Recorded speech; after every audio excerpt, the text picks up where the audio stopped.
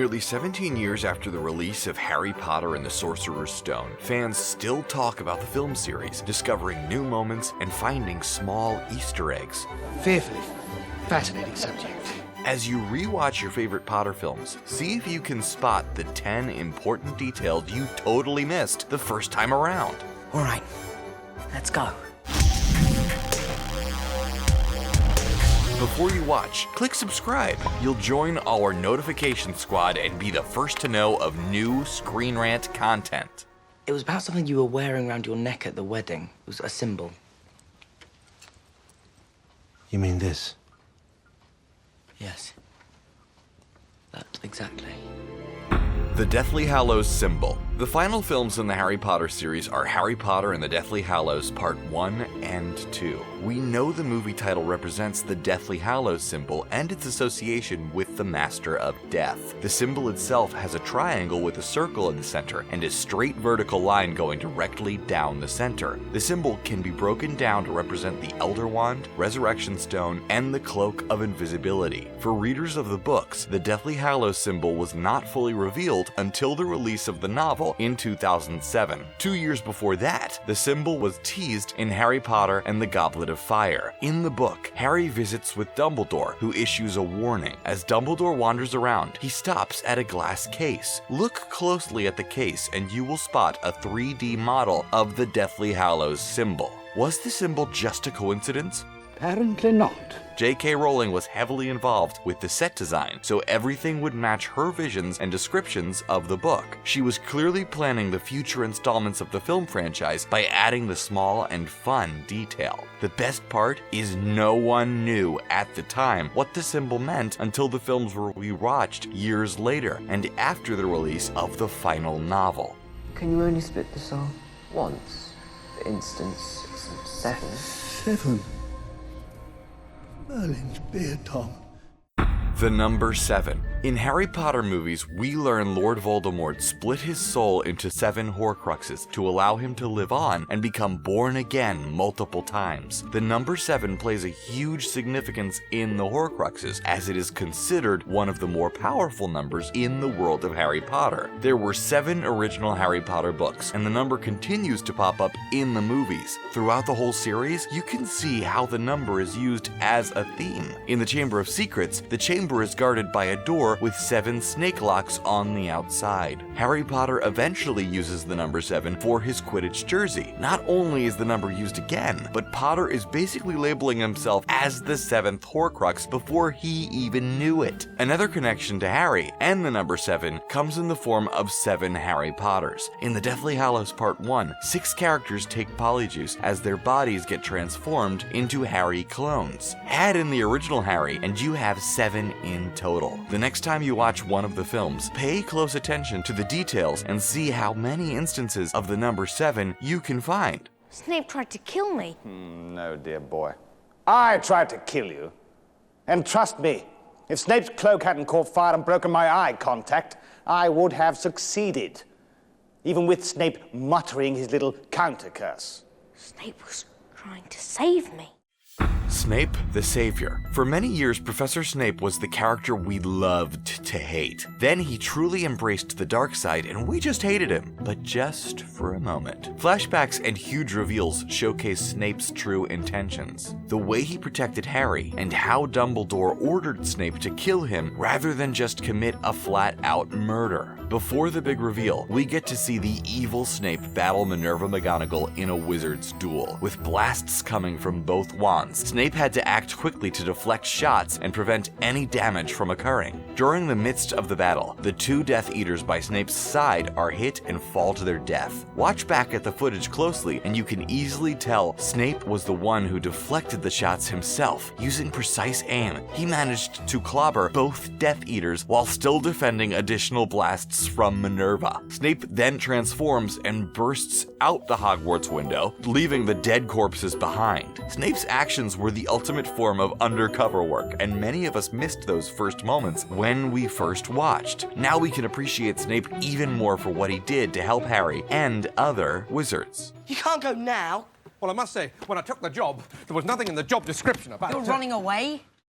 Lockhart's wig. In Harry Potter and the Chamber of Secrets, we are introduced to the character of Gilderoy Lockhart, basically a celebrity in the wizard world. The character is clearly a fraud and someone who uses magic to cover up his lack of skills or talent. The wannabe wizard is constantly making up things and impressing characters, but there are multiple ways to see through his ruse. One of them involves a small prop found on his office desk. As Harry and Ron confront Lockhart, look for the blonde wig sitting on his desk. The wig is designed in the same style as the one on Lockhart's skull. The only reasonable conclusion? Lockhart is actually bald. As Harry and Ron continue to talk to him in his office, Lockhart quickly shoves his wig in a bag and tries to hide it out of sight. Too little, too late. At least Lockhart cannot remember the times he tried to hide his baldness thanks to Ron's broken wand, and the way his whole memory was wiped clean. The small character trait was a great way to showcase his deception and how you shouldn't judge someone by their looks because they could be hiding some pretty dark secrets on the inside.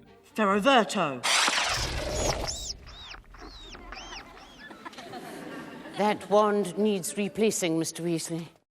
Ron's robe and wand. The Weasley family are not the richest clan at Hogwarts Academy, but they are hardworking and try to give everything to their 7 children. Naturally, with 7 kids, a bunch of them will find themselves dealing with hand-me-downs and used items. Right from the first film and on, you could see how Ron's social economic status played a huge role in costumes, set design, and story elements. 2 small details showcase his family's money struggles. In Harry Potter and the Sorcerer's Stone, Ron can be seen walking around with Harry and Hermione. Notice Harry and Hermione's black cloaks look pure black and brand new. Ron's is clearly a hand-me-down with faded colors and a little wear. Ron also got the short end of the stick when it came down to magic wands. He uses his older brother Percy's wand, and the used wand may indicate why Ron isn't the best at magic. A wizard shines best when they are using their own personal wand. Eventually the wand breaks, but there is no indication whether he received a new one or another one passed down from a sibling. The little details really help establish Ron's family life and difference between children growing up and attending Hogwarts. Behind Dumbledore's desk is a room that has never been filmed in,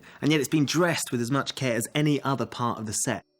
Dumbledore's bedroom. During his time at Hogwarts, Dumbledore must have been exhausted. There seemed to be constant conflict, new professors always needing to get hired, and the arrival of Harry Potter, which brought on a lot of strife. Not to mention, the wizard himself is extremely elderly and cannot move around like he used to. This is why it makes sense Dumbledore would have his own private little bedroom attached directly to the office. The film production went above and beyond to create Dumbledore's small living space, just like they did with the rest of the film sets. The only problem? The set was never actually used for a scene in the movie. If you look closely during Dumbledore's office scenes, check out the right corner of the room behind his desk chair. You will spot a shiny curtain with a small opening. While watching in HD, you can spot some of the details that went into building the room. A reporter from the UK was actually able to go inside the room during a set tour. On the inside sits some basic furniture, along with a painted portrait of Dumbledore himself. Even if it was just for a quick scene, filming in there would have been a nice extra touch.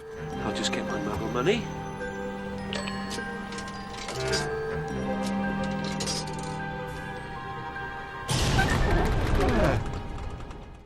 Dial Magic. In Harry Potter and the Order of the Phoenix, Harry must visit the Ministry of Magic for the first time. There are multiple ways to get there, but Ron Weasley's father, Arthur, decides to take him on a journey inside a giant phone booth. Hard to find these days, the retro-styled phone booth could magically transport a person underground if they knew the magical word or phrase. In the film, we see Arthur entering a code, but the visuals cut us off from seeing the code get entered. Anyone who read the Order of the Phoenix book will have known the password was magic, and the word magic is entered in using the numbers as letters. In this case, Arthur would have had to dial 62442 to spell the word and gain access. In today's world of cybersecurity, there's no way a simple password like that would pass, especially if the magic password was used to gain access to the Ministry of Magic. It's right in the title. How thick could you get?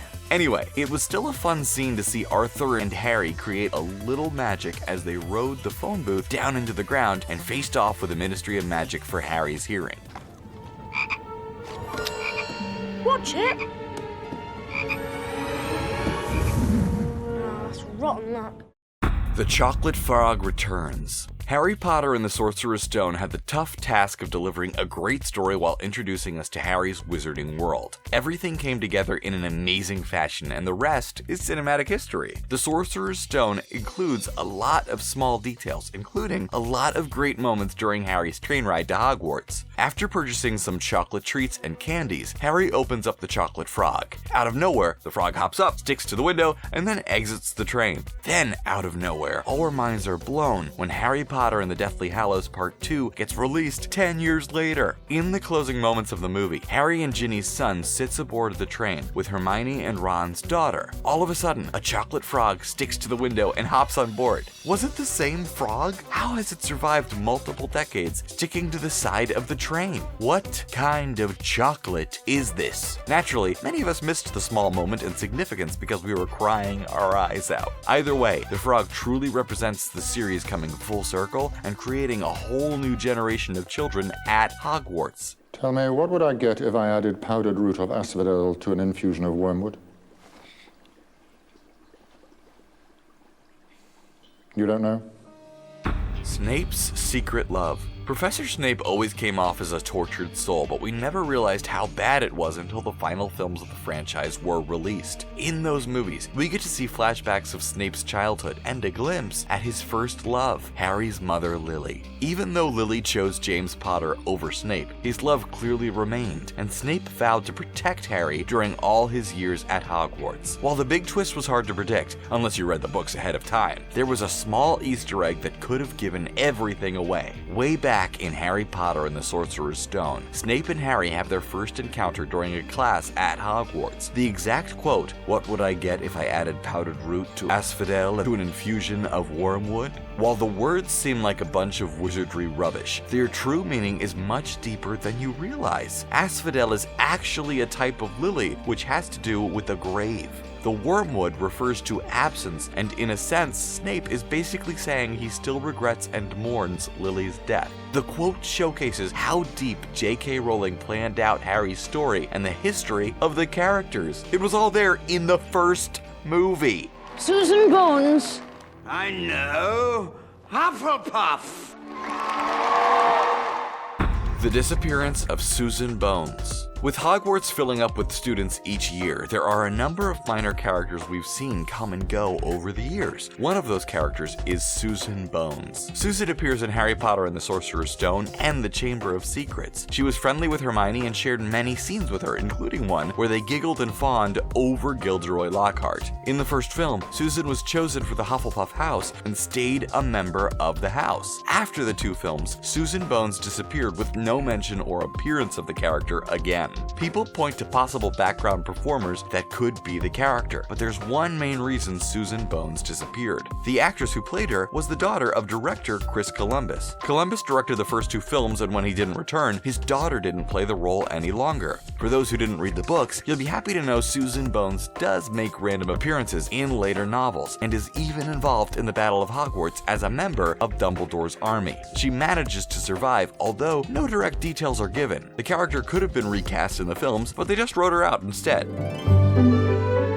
Wow, there you have it. What Easter egg did you like the most? What are your favorite small details and moments seen in the movies? Let us know in the comments section below. Don't forget to like this video, share it, and subscribe to Screen Rant on YouTube so you can stay up to date with our awesome videos.